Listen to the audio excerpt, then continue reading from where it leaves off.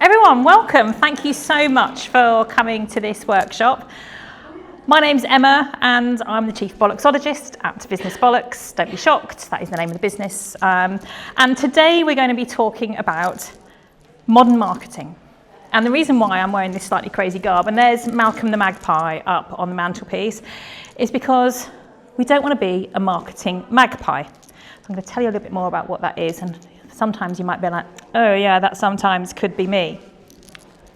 So, marketing changes all the time. Is that one of the reasons why we're here? Like, what the hell should we be doing? We don't know. So, hands up if you have undertaken 3 different tactics, perhaps marketing tactics over the last year. Maybe you've tried email, social, SEOs. The honest people here have got their hands up. So yeah, we did some research, and we found that a lot of people were doing a lot of work, and I'm going to show you that research in a moment. So first off, what is this marketing magpie? So I'm just going to check. You guys can't see the slides. Oh, hang on, one moment. Let's shut the door. We're here to listen. Thank you. Watch me trip over that later. So a tactics magpie.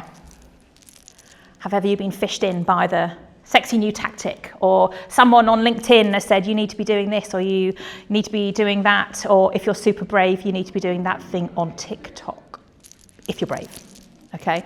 That's what I mean by a tactics magpie. We get fished in by the thing that looks really cool, and it's going to be the next thing that's going to transform our business. Hell yes, I'm all in. And that's why I'm asking, how many of you have done things, 3 or more things, over the last year, knowing that this was the thing that's going to transform your marketing outcomes? The fact that you're here suggests that either it hasn't worked as planned, or you're still scratching your head. So the research that we did, we went through our clients, and we're looking at what they'd been doing before they started working with us. And they'd be saying, yeah, this just doesn't work. Facebook doesn't work. LinkedIn doesn't work, etc., etc. Insert all those things on there. Doesn't work. So I put it to you, which sounds like we're in a courtroom drama. I put it to you that if you're saying that something isn't working, a tactic isn't working, these tactics do work, but perhaps who you're aiming it at isn't working. And I want you today to be thinking about your market, your audience, your prospect in a different way. So the reason why we've got these handouts is we're going to do some actual stuff today, okay? Have I got your permission to really dive into this and get this done? Right, yes, mate. Okay, you've all had your coffees. I saw the queue. So that's enough talking about stuff. We're going to actually dive into it. So let me just check. Does everyone have a pen? Anyone not? Right, okay, good. So we're going to use a framework that we use in our business, and then I'm going to share it with you. Now, I'm conscious that in a 40-minute session, we're not going to dive into it as much, but you will come out with a bit more clarity than perhaps you have right now. So our scorecard, we're looking at a prospect. We'll be looking at 4 different things. Their revenue potential, their accessibility, strategic fit, and their market readiness. Now, even though we got cheeky PhD guy down here at the bottom, we don't need that level of research. Now, unless you tell me, Emma, we've got Procter & Gamble's research budget. If you tell me that, then fine, let's have a chat in the bar. But most of us don't have that kind of money. My old marketing professor used to say, well, you need to be spending 35 grand. Even small businesses need to be spending 35 grand on research. And are you off your crackers? There are plenty of business owners not paying themselves 35 grand, let alone paying that out on research. So sometimes we just need to make choiceful decisions. This is another word that I love of his, with making choiceful intentions. And it seems to be that 2026 seems to have started off with this word being intentional. Come in. No, come in. So we're going to make these decisions intentionally, okay? Rather than being a bit, can I use some cheeky language in here? Are we okay with that? Rather than being a bit batshit crazy, okay, with our marketing, which is how it sometimes feels because we're doing all the things like we're in a hamster wheel of all the tactics, all that churn. So let's just dive into what do we need to be looking at for these things. So revenue potential. Okay, it sounds obvious, but let's look at the lifetime value of a prospect. Now, some of you might have prospects that you just do one piece of work with and that's it for forever. And others will have clients that work with you on an ongoing basis. So you work out what that total value is. And that gives you some really useful data. Now, sometimes it seems so obvious when I'm standing up here, but I can tell by the amount of nods in the room, either you're being super polite, in which case like, but it could be that you're like, oh yeah, I haven't actually done that. And if I pose the question to you, like a real burning bridge question, like if you suddenly need to pay a massive tax bill tomorrow, by the end of January maybe, you would know which of the client prospects that you would need to go to who would be able to make a decision, market readiness, who you've got access to, and who's got revenue potential. But why is it that we wait until it's hitting the fan for us to be making these kinds of decisions? Why can't we be making it more choicefully and intentionally right now? So if we're here to grow our businesses, let's look at the revenue potential. Now, you might also think that we've got clients or prospects who might lead into bigger pieces of work. Great, potential revenue there. When we get into accessibility, that's very simply, can I reach them? Can I get in front of them? Right, that's not hard. So if you said, well, actually, I want to sell to CFOs, but you've got no CFOs in your network, no one follows you who is a CFO, you've never spoken at a CFO event, etc., then your accessibility to them is low. But if you said, I want to get in front of HR directors and everybody in your network, or a good chunk of them, are in HR and learning and development and people and so on and so forth, then you've got high accessibility into that group.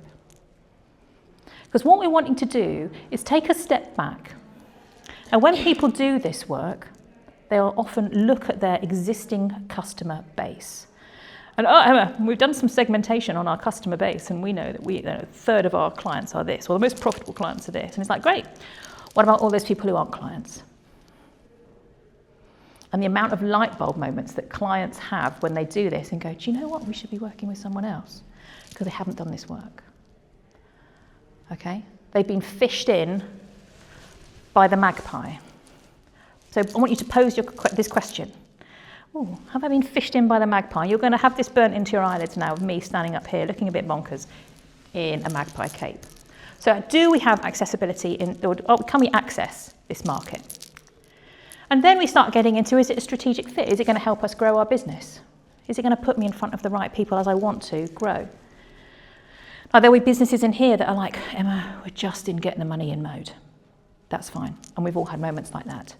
And from the general feedback from what was 2025, sometimes it feels like actually last year was, can we just get the money in?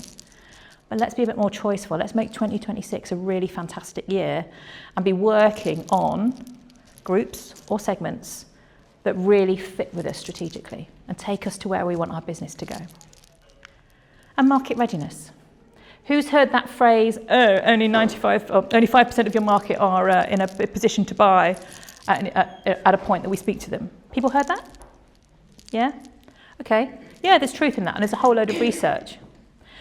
But there'll be clients that or prospects that you speak to that have a really long buying window.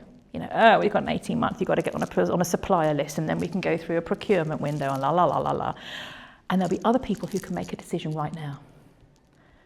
So if we come back to I've got a tax bill to pay, or it could be something else, I want to go on holiday, you'd know who you'd be able to go to that's market ready to hand over some cash. Now, when I say it like that, it doesn't feel like crazy questions, does it? Any crazy questions like, Emma, you're completely off your crackers? No? No, good. Thank you for the nods and the shakes.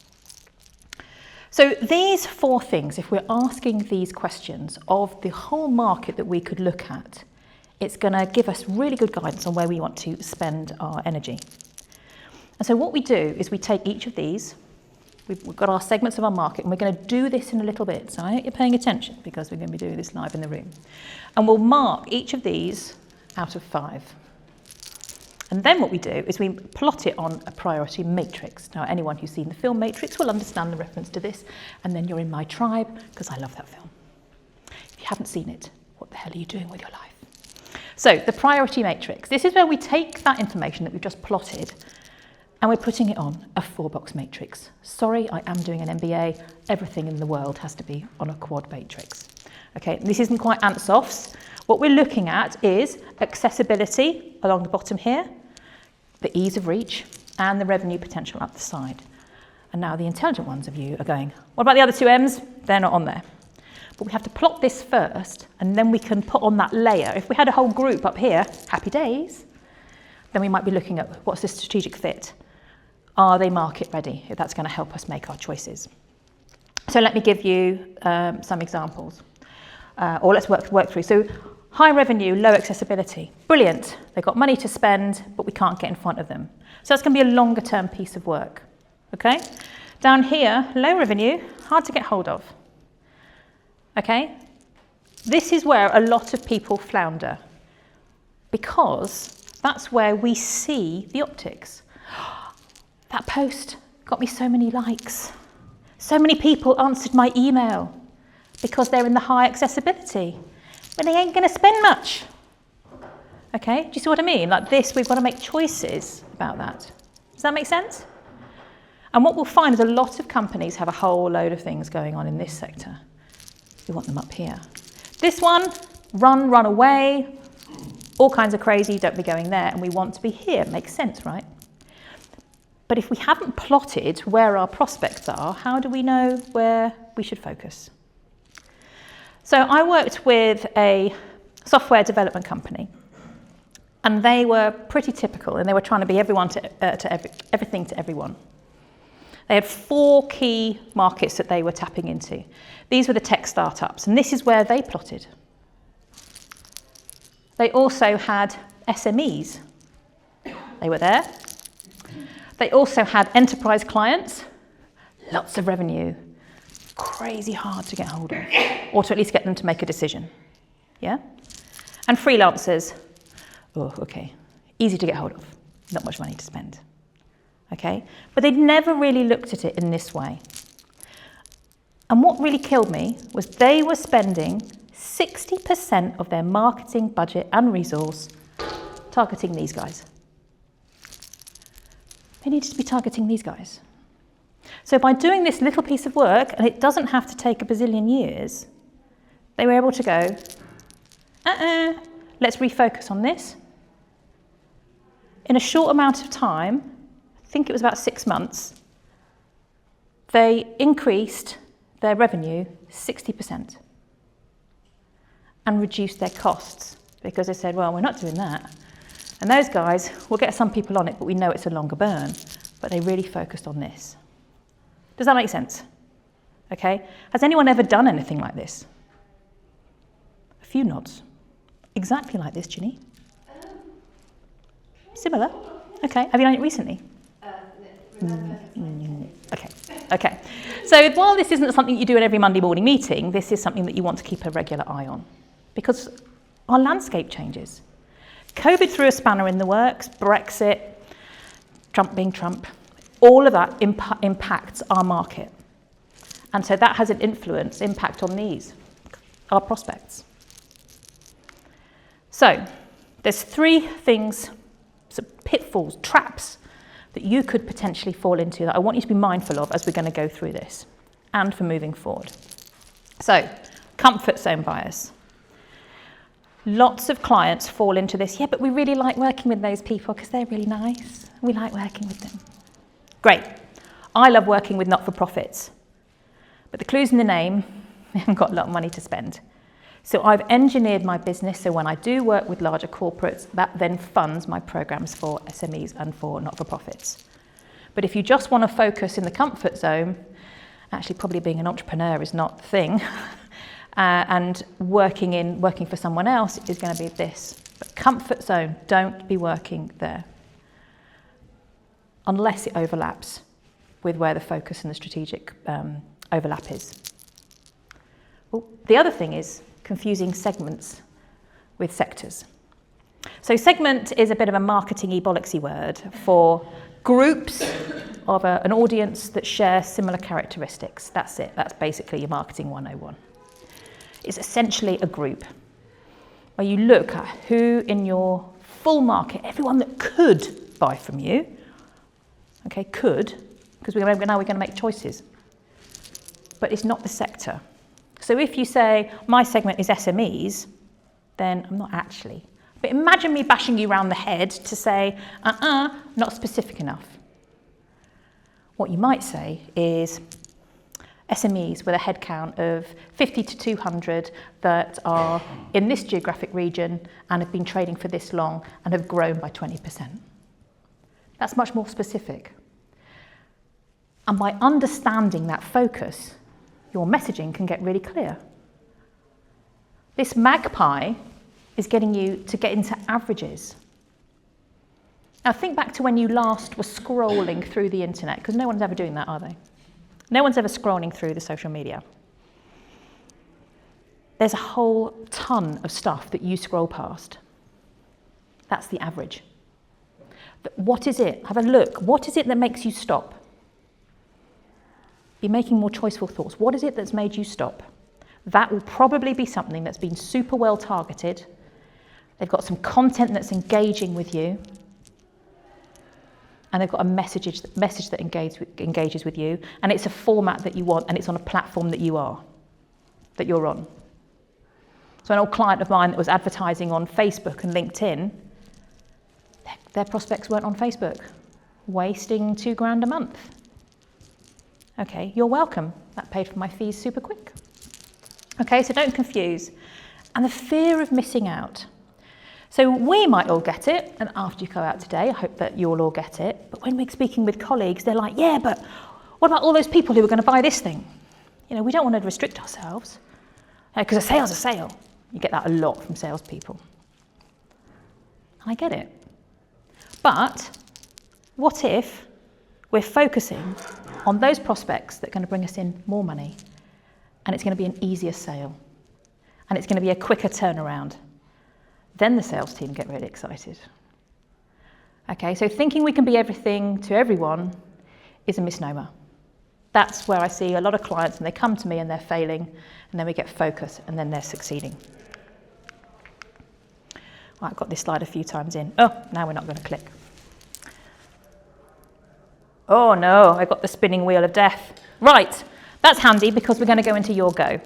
So, has everyone got a copy of this and a pen? Did you want to have one of these? You got one? Okay. So, on here, Emma's copy, yellow post-it note, of course.